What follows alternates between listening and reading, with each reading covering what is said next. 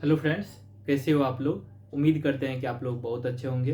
Friends, आज हम discuss करने वाले हैं एनसीईआरटी साइंस, जो कि 10th क्लास का होगा, चैप्टर नंबर 3।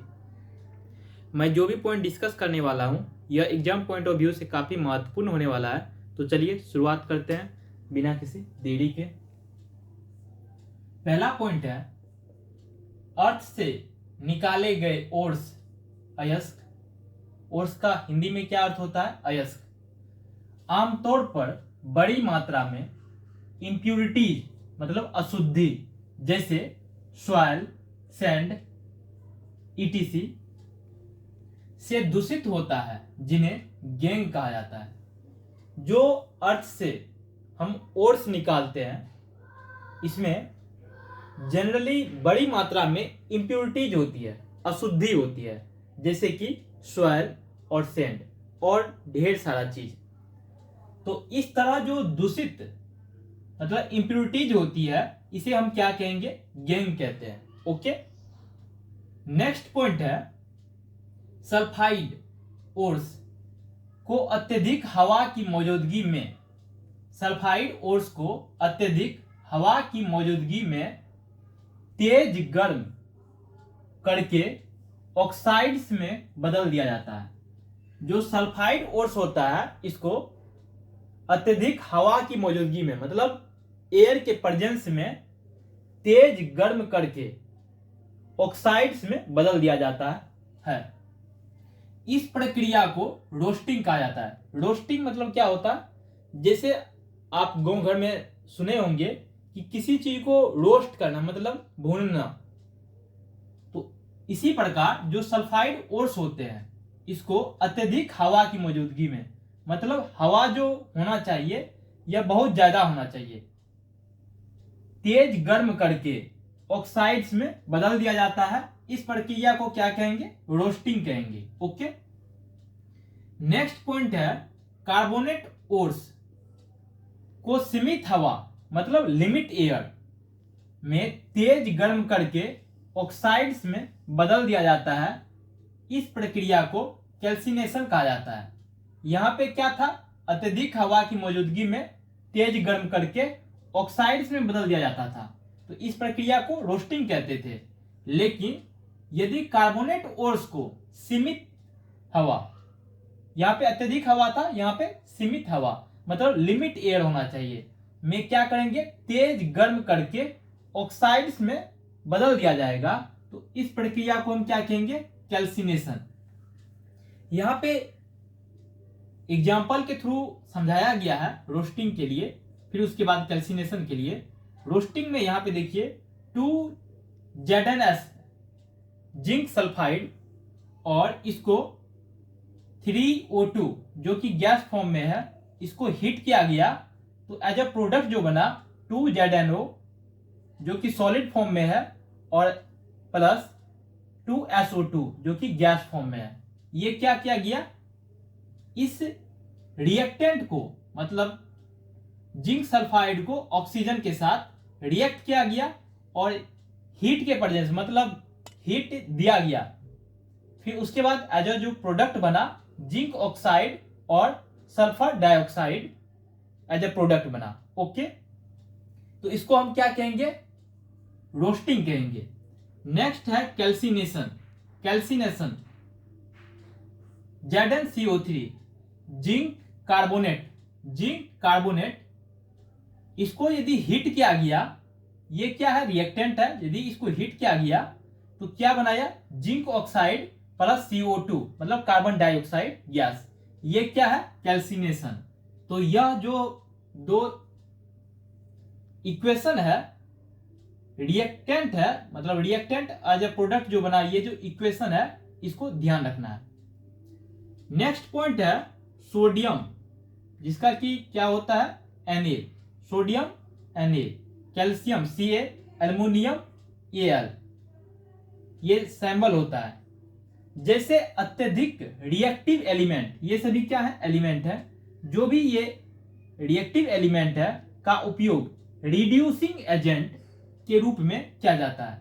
बिकॉज क्योंकि वह कम रिएक्टिविटी वाले मेटल्स को उनके कंपाउंड से विस्थापित मतलब डिस्प्लेस कर सकते हैं।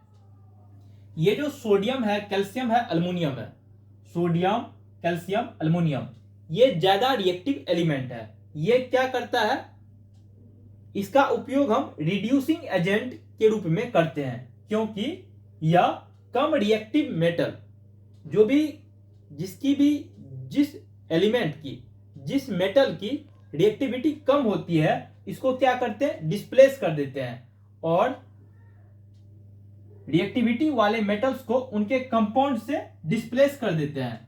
तो इसलिए हम क्या करते हैं, ये ज्यादा जो रिएक्टिव एलिमेंट है, मेटल है, इसका हम उपयोग करते हैं किस रूप में, रिड्यूसिंग एजेंट के रूप में। ओके,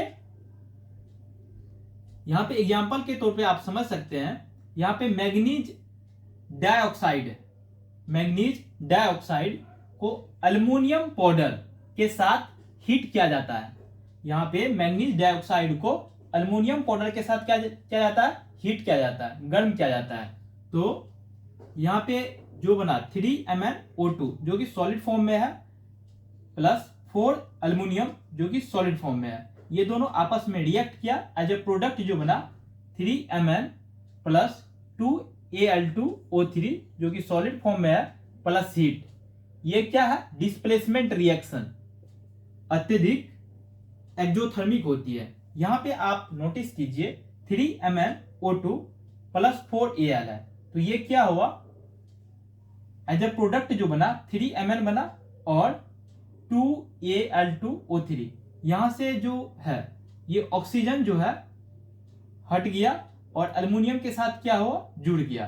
तो एज ए प्रोडक्ट जो बना, यहां पे क्या हुआ, डिस्प्लेसमेंट रिएक्शन हुआ, मतलब ये अल्युमिनियम जो है इसको, ऑक्सीजन को क्या किया, डिस्प्लेस कर दिया। ओके, यहां पे जो अल्युमिनियम है ये Mn को डिस्प्लेस कर दिया और ये ऑक्सीजन के साथ ऐड हो गया, तो ये क्या हुआ, Al2O3 हो गया। ओके, तो यहां पे इसके साथ साथ यदि डिस्प्लेस किया तो एज ए प्रोडक्ट जो बना उसके साथ साथ हीट भी एज ए प्रोडक्ट निकला, तो इसे हम क्या कहेंगे, डिस्प्लेसमेंट रिएक्शन करेंगे, जो कि अत्यधिक एक्सोथर्मिक रिएक्शन होती है, मतलब जो हीट प्रोड्यूस करते हैं as a product. Next point है उत्सर्जित हीट।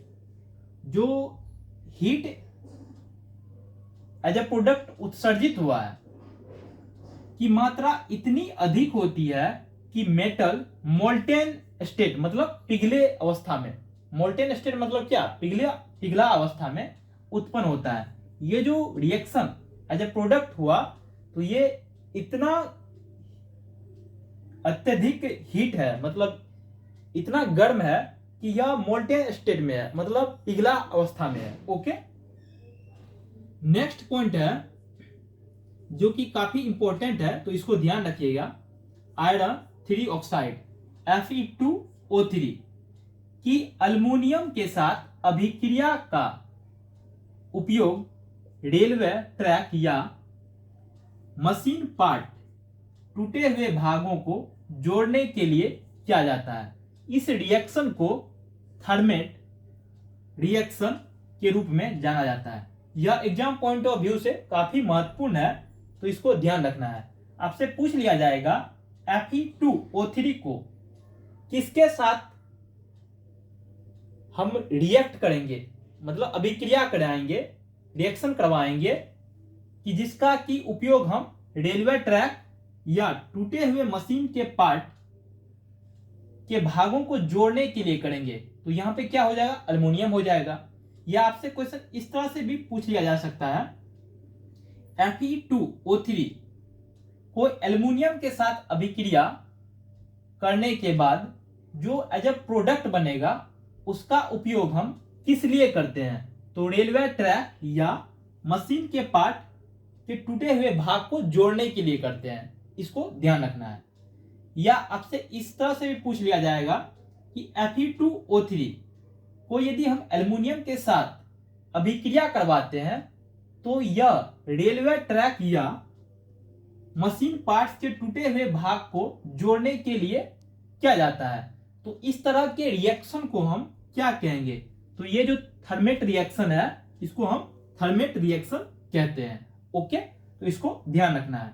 यहाँ पे इसके रिएक्शन दिए हुए हैं Fe2O3 जो कि सॉलिड फॉर्म में है प्लस 2Al मतलब aluminium, Fe2O3 plus 2 aluminium as a product जो बना 2Fe लिक्विड फॉर्म में प्लस Al2O3 प्लस हीट।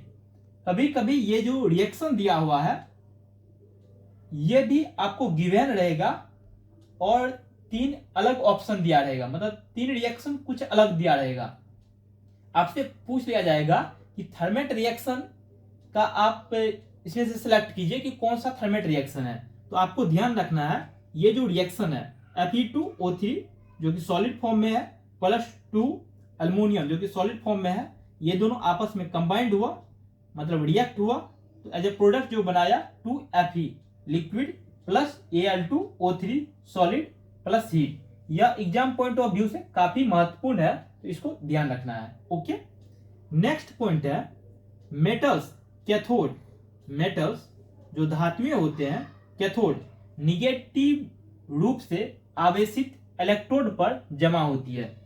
यह भी इंपॉर्टेंट है, तो इसको भी ध्यान रखना है। जो मेटल होता है मेटल्स कैथोड निगेटिव रूप से आवेशित इलेक्ट्रोड पे जमा होता है। ओके, जो मेटल्स होता है कैथोड निगेटिव रूप से आवेशित इलेक्ट्रोड पर जमा होता है, जबकि क्लोरीन एनोड पॉजिटिवली रूप से आवेशित इलेक्ट्रोड पर मुक्त होती है।